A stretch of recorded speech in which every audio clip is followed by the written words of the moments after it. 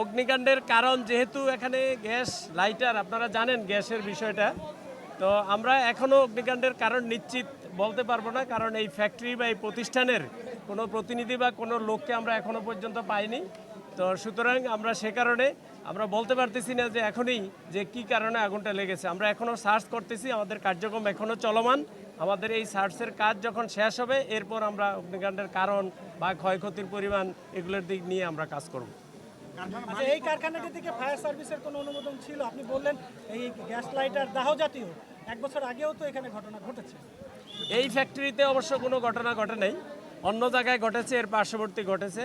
তো আমরা যতটুকু জেনেছি এখানে অগ্নি নির্বাপনের কিছু ব্যবস্থা, সামান্য কিছু ব্যবস্থা ছিল, হয়তো ফায়ার এক্সটিংগুইশার, ফায়ার বল এই জাতীয় কিছু, কিন্তু এটার ঝুঁকি অনুযায়ী যেরকম ব্যবস্থা থাকার কথা এরকম অগ্নি নির্বাপন ব্যবস্থা এখানে ছিল না। আচ্ছা, যারা এই যে মরদেহ উদ্ধার করা হলো 5টি, তাদের শনাক্ত করা গেছে কিনা? শনাক্ত না করা হয়ে গেলে তাদের ডিএনএ নমুনা সংগ্রহ করা হবে কিনা?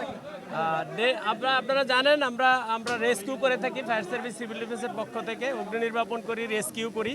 আমরা যখনই কোনো ডেড বডি রিকভারি বা রেস্কিউ করে আমাদের কাজ হলো পুলিশের কাছে হস্তান্তর করা।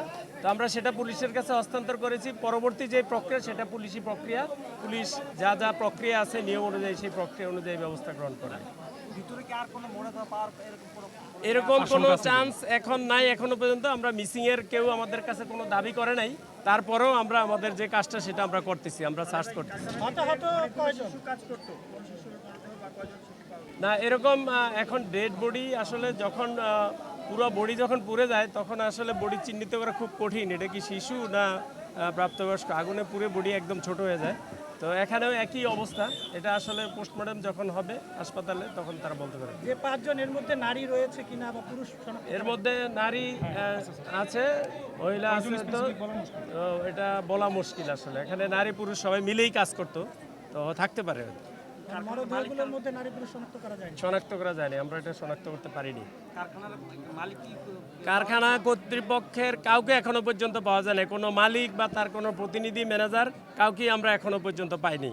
আমরা চেষ্টা করতেছি তাদের সাথে যোগাযোগ করার জন্য, কিন্তু ওদের নাম্বার যেগুলো পাই আমরা ওদের সাথে কথা বলতে চেষ্টা করেছি, কিন্তু কেউ ফোন ধরছে না। আপনি বলছিলেন যে পর্যাপ্ত অগ্নি নির্বাপন ব্যবস্থা ছিল না, এক্ষেত্রে কারখানা মালিক যারা রয়েছে তাদের গাফলতি ছিল কিনা? এটা অবশ্যই একটা প্রতিষ্ঠান যখন করে তখন সেফটি ব্যবস্থা, সিকিউরিটি ব্যবস্থা সবই থাকা উচিত। অবশ্যই আমি মনে করব এটা মালিক পক্ষের গাফিলতি আছে অবশ্যই। আর আমাদের পক্ষ থেকে আমরা এই প্রতিষ্ঠানে, আমি যতটুকু জানি এই প্রতিষ্ঠানে আমরা নোটিশ দিয়েছি এবং তাদেরকে বারবার পরামর্শ দেওয়া হয়েছে যে অগ্নি নির্বাপন ব্যবস্থা যেটা নিয়ম অনুযায়ী ফায়ার সেফটি প্ল্যান সহ অগ্নি নির্বাপনের পূর্ণাঙ্গ ব্যবস্থা রাখার জন্য।